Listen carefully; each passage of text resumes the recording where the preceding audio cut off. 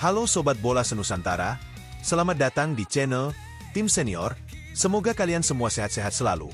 Seperti biasa, berikut update Timnas terbaru dan semoga kalian dalam keadaan fit dan siap menyambut pertandingan penting Timnas di Jakarta.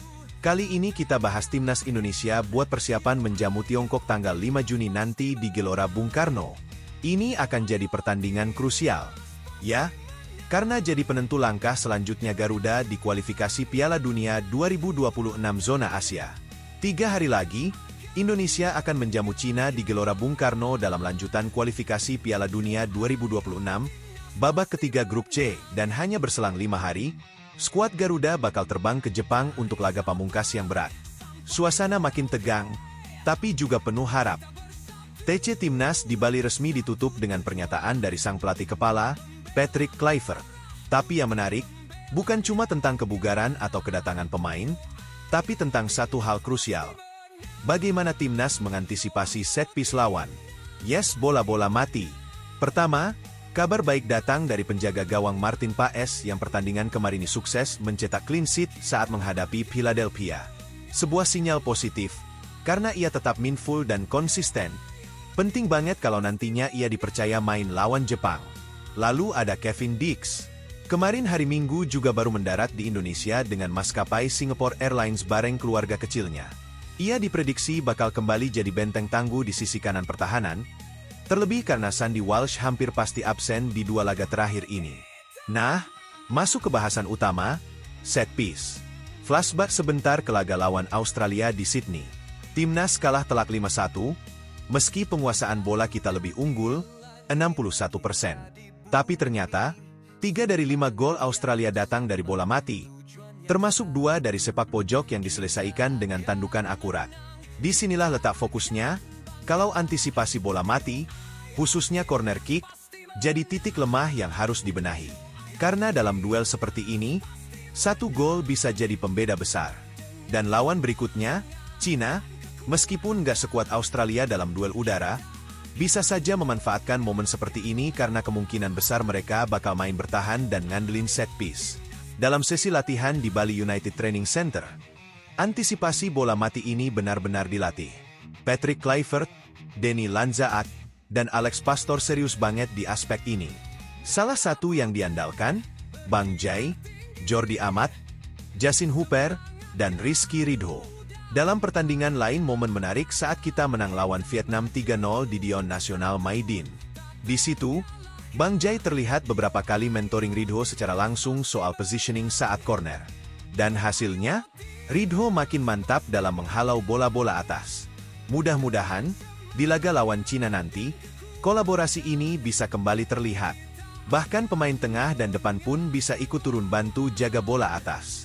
Kemenangan lawan Cina belum tentu mengantar kita langsung ke babak keempat, tergantung hasil Bahrain lawan Saudi. Tapi kalau menang, peluang kita terbuka lebar. Dan pertandingan nanti malam 5 Juni, jam 20.45 WIB di GBK, jelas jadi wajib menang. Buat kalian yang nonton langsung di stadion, siapin suara terbaik. Dan buat yang nonton di rumah, jangan lupa dukungan kalian tetap berarti. Dan berikut info tentang Malaysia tolak lawan King Indo. Katanya ada agenda sendiri. Ketum PSSI Erick Thohir awalnya ada rencana, Timnas Indonesia mau gelar laga persahabatan lawan Malaysia di bulan September. Udah ngundang secara resmi, tapi ternyata, Harimau Malaya angkat tangan. Malaysia dengan mantap menolak undangan dari PSSI. Katanya sih, pelatih mereka, Peter Klamovski, udah punya rencana sendiri buat September nanti. Bukan karena takut kalah atau gimana ya, tapi ya, ada rencana. Titik. Nggak dijelasin juga rencananya ngapain. Mungkin liburan, atau mangsanya kali ini lebih kuat jadi takut kena malu. Media Malaysia, Stadium Astro ngeluarin laporan soal ini. Mereka bilang, keputusan itu diambil karena memang nggak bisa. Sekjen FAM, Datuk Nur Asman Rahman, bilang langsung bahwa ini semua atas permintaan sang pelatih kepala. Ya udah, nggak bisa maksa. Kita move on. Lagian, masih ada Kuwait dan Lebanon yang kemungkinan besar bakal jadi lawan tanding Timnas Garuda di jeda internasional nanti. September memang kosong agendanya, habis putaran ketiga kualifikasi Piala Dunia 2026 zona Asia. Ideal buat uji coba. Sayangnya, yang diajak main malah menolak. Sementara, Emil Audero siap debut. Jai Idzes santai, timnas punya banyak senjata. Meski beberapa pemain kunci absen, suasana di dalam tim tetap adem dan penuh optimisme. Gimana enggak? Menurut sang kapten, Jai Idzes, kehilangan beberapa nama besar bukan berarti kiamat buat timnas Indonesia. Jai dengan santainya bilang, enggak masalah. Kenapa? Karena menurut dia, pemain-pemain yang ada sekarang kualitasnya nggak main-main. Salah satunya, yang lagi banyak disorot, adalah Emil Audero Mulyadi. Yes, kiper keturunan yang main di Serie A ini berpotensi debut kalau diturunkan saat timnas bentrok lawan Cina nanti. Jay bilang dia udah cukup kenal sama Emil sejak sebelum proses naturalisasi selesai. Bahkan mereka sempat komunikasi duluan. Jadi kalau ngomong chemistry, udah mulai kebangun, bro. Tapi jangan salah, persaingan di posisi kiper makin panas. Masih ada nama-nama yang gak kalah mentereng, Nadeo Argawinata, Hernando Ari, dan Reza Arya Pratama. Pelatih Patrick Kluivert sekarang punya kemewahan untuk memilih siapa yang paling siap. Jay bilang, pelatih punya banyak opsi bagus, dan itu bagus banget buat tim. Semua tunjukin kualitas. Artinya, siapapun yang turun, gawang timnas tetap aman insya Allah. Nah, bukan cuma posisi kiper yang menarik perhatian. Ada juga dua nama yang mencuri sorotan. Beckham Putra Nugraha dan si senior yang udah malang melintang, Stefano Lillipali. Menurut Jay, jangan nilai pemain hanya dari di mana mereka bermain. Mau di Eropa, mau di Liga 1, semua tetap bisa tampil luar biasa. Saya udah latihan bareng mereka, kualitasnya tinggi, intensitasnya bagus, kata Jay. Dan emang kelihatan, latihan timnas sekarang makin ngebut.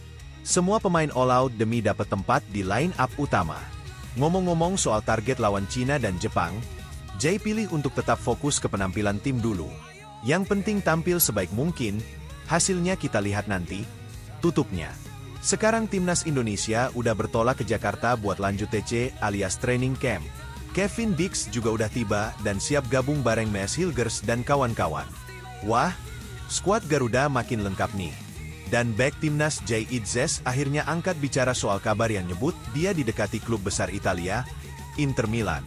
Yap, nama Idzes makin sering dibicarain setelah klubnya, Venezia, resmi terdegradasi dari Serie A.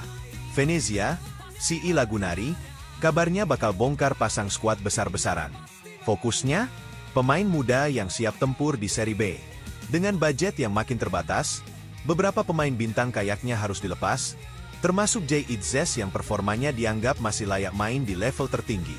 Nah, di tengah situasi ini, muncul rumor kalau Inter Milan tertarik buat boyong Idzes. Tapi, gimana respon sang pemain? Dia bilang, untuk sekarang fokus dulu bersihin urusan sama Venezia. Soal masa depan, kita lihat nanti. Jangan lupa like, subscribe, dan nyalain lonceng biar nggak ketinggalan update seru lainnya soal timnas. Timnas pasti menang.